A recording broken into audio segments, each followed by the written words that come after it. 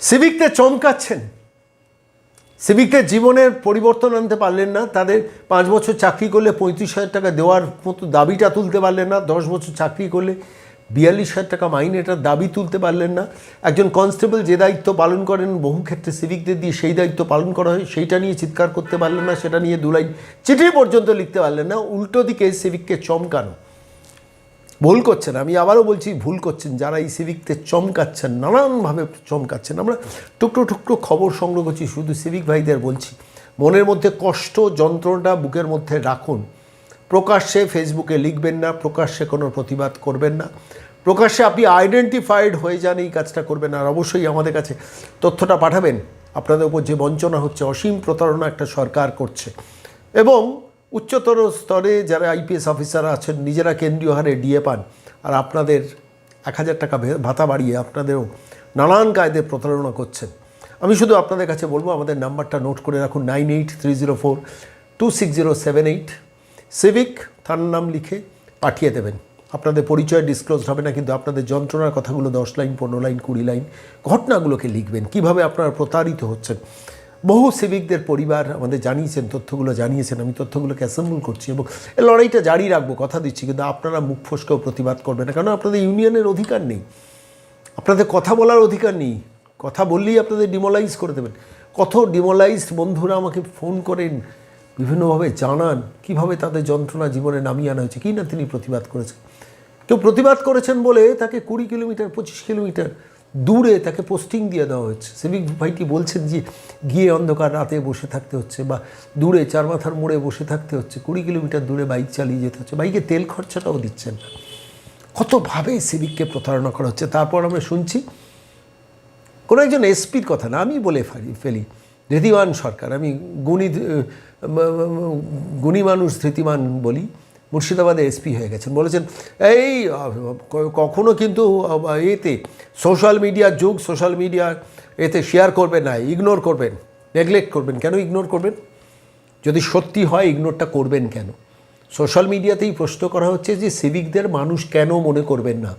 ধৃতিমানবাবু এই জবাবটা দিতে পারবেন? মুর্শিদাবাদের এসপি হয়ে গেছেন। কোনোদিন মমতা বন্দ্যোপাধ্যায়কে 2 লাইন চিঠি লিখে জানিয়েছেন যে প্রত্যেক সিভিক ভলেন্টিয়ারকে যারা 5 বছর চাকরি হয়েছে 35,000 টাকা মাইনে করুন? যে সিভিক ভলেন্টিয়ার 10 বছর চাকরি হয়ে গেছে, বয়সটা অনেক বেড়ে গেছে, তাদের 42,000 টাকা মাইনে করুন।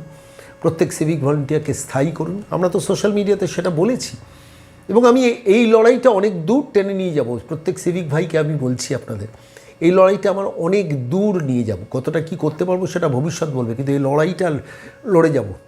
দয়া করে সিভিক ভলেন্টিয়ারদের চাপ বাড়াবেন না, ভয় দেখাবেন না। করতে হলে কর, না হলে চলে যা।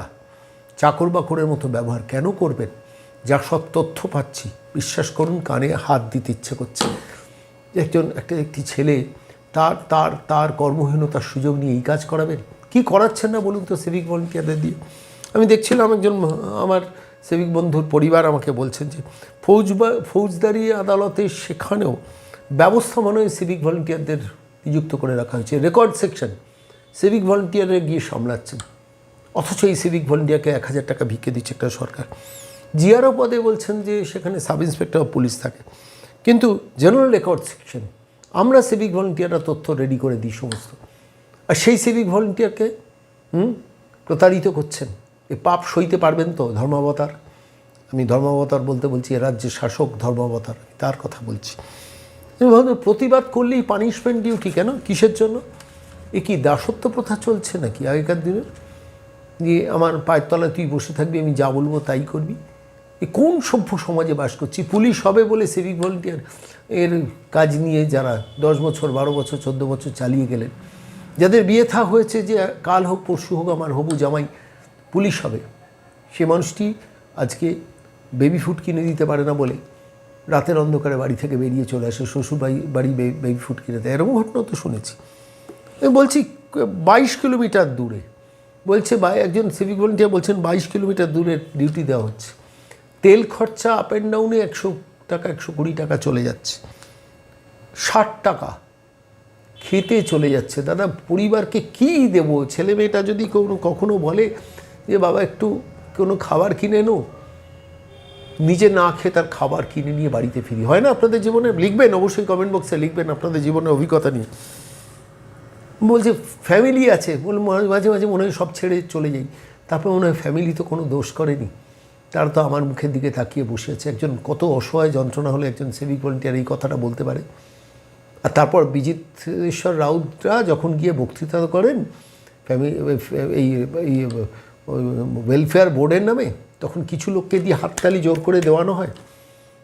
থানাগুলো থেকে বলা হয় যাও ডিউটি, যাও ওয়েলফেয়ার বোর্ডে মিটিং আছে, গিয়ে অ্যাটেন্ড করতে হবে, আর যদি না যাও তাহলে কিন্তু বসিয়ে দেবো।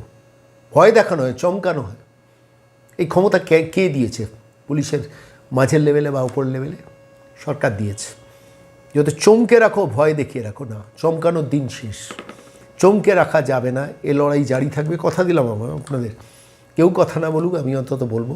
আবার বলছি 9830426078, 9830426078, সিভিক থানা লিখে পাঠিয়ে দেবেন। আর আপনাদের যন্ত্রণার কথা বলবেন। প্রতিবাদ করলেই সাসপেন্ড, সুতরাং প্রতিবাদ করবেন না, কাজের প্রতি দায়িত্বশীল থাকুন, মুখে মুখে তর্ক করবেন না, কিন্তু মনের মধ্যে জেদটা রাখুন যে রাতের শেষে একটা সূর্য উঠবে, সেই সূর্য ওঠার কাজটা আপনাকেও করতে হবে সিভিক ভাই। কীভাবে করবেন পরবর্তীকালে বলবো, কিন্তু এই লড়াইটা জারি রাখবেন। আপনাদের তথ্যগুলো অবশ্যই পাঠাবেন, আপনাদের বঞ্চনার তথ্য, আপনাদের উপর জীবনে যেভাবে প্রতারণা নামিয়ে নেওয়া হচ্ছে। আর যে অফিসার যখন আপনাকে বলবে কাজ করতে হলে কর, না হলে চলে যা, দয়া করে আমাদের কাছে লিখে একটু পাঠাবেন, কেন আপনার যন্ত্রণার কথা নিয়েই কাজ করাটা আমাদের কাজ। নোট রাখবো, আপনারা নিজেদের ফোকাসড হবেন না, আমাদের কাছে আমাদের উপর দায়িত্ব দিন, ছেড়ে দিন, যতটা পারবো আপনাদের হয়ে এই লড়াই জারি রাখবো। এবং আবার বলছি, অন্ধকারের শেষে সূর্যোদয় দেখতেই হবে। প্রত্যেক সিভিক ভাই মনে জোর রাখুন।